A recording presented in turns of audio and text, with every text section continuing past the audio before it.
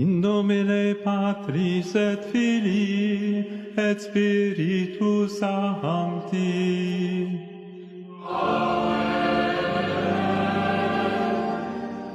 Pats vobis. Bien-aimés enfants de l'Église, écoutez attentivement ces paroles qui naîtront comme un feu dans vos cœurs. Le mariage ne peut jamais être entre deux hommes ou deux femmes. Oui, je le dis clairement et sans crainte. Le mariage est, et sera toujours, l'union sacrée, indissoluble, féconde et stable entre un homme et une femme. Et je sais bien que cette affirmation suscite débat, colère et critique dans les églises et sur les écrans du monde entier. Mais je le dis non pas pour blesser, mais pour guérir, non pas pour exclure, mais pour éclairer, non pas pour détruire, mais pour construire sur la vérité qui nous a été révélée depuis la création. Car avant toute idéologie, avant que ne s'élèvent les drapeaux qui divisent aujourd'hui les peuples et les communautés, existait déjà le souffle divin qui a façonné l'homme et la femme à l'image et à la ressemblance de Dieu. Et c'est lui-même qui les a bénis en disant « Soyez féconds, multipliez, remplissez la terre et soumettez-la » Genèse 1h28. Ce n'est pas un commandement arbitraire. C'est la proclamation d'une vérité éternelle. La famille humaine naît de la complémentarité des sexes, de l'union capable d'engendrer la vie, de cette alliance qui reflète le mystère de l'amour du Christ pour son Église. Chers frères et sœurs, je sais que beaucoup attendent de moi des paroles douces, flatteuses et conformes aux modes du temps présent. Mais le devoir d'un pasteur n'est pas d'applaudir au vent changeant, mais d'être comme un roc solide au milieu de la tempête.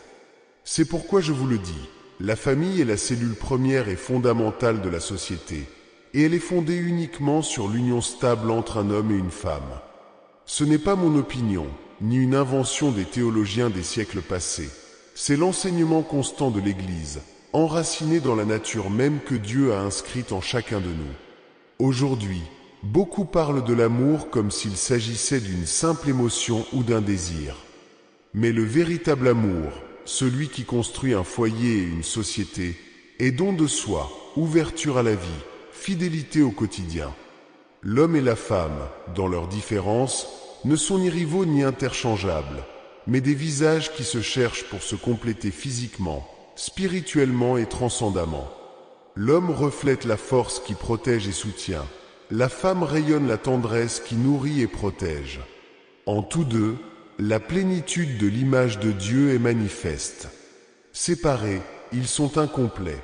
Unis, ils forment cette une seule chair que le Seigneur Jésus a proclamée indissoluble. Ce que Dieu a uni, que l'homme ne le sépare pas. Matthieu 19h6. Et les enfants, ne sont-ils pas le fruit naturel de l'amour entre un homme et une femme ? La famille n'est-elle pas le lieu où ils apprennent pour la première fois ce que signifie être aimé, protégé et guidé dans la foi et dans la vie ? La famille chrétienne n'est pas une construction artificielle ni une convention culturelle. C'est un sanctuaire de vie, une école d'humanité, le germe d'une société juste et solidaire.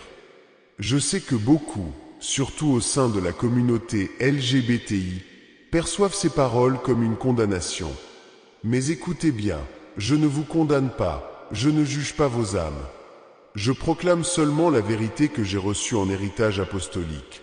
Le mariage est un sacrement institué par le Christ et en tant que tel, ne peut être redéfini au gré des caprices du moment. Cela ne signifie pas que nous nions votre dignité. Non.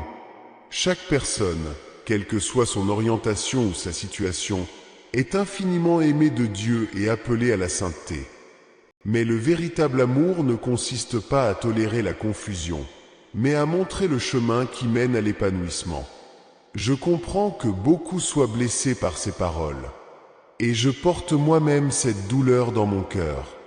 Car un berger souffre quand ses brebis s'égarent, quand il les voit blessées ou désorientées. Mais ma douleur serait plus grande si, par crainte de blesser les autres, je gardais le silence sur la vérité et laissais mes frères s'égarer dans des sentiers obscurs. C'est pourquoi je vous le dis de tout cœur, l'Église ne peut et ne pourra jamais bénir des unions qui ne sont pas conformes au dessein divin du mariage. Non pas par manque d'amour, mais parce que ce serait une trahison de l'Évangile. Mais je ne veux pas que ces paroles soient vécues comme un mur infranchissable. Au contraire, elles sont une invitation à regarder plus haut, à chercher dans le Christ la source d'un amour qui guérit et transforme.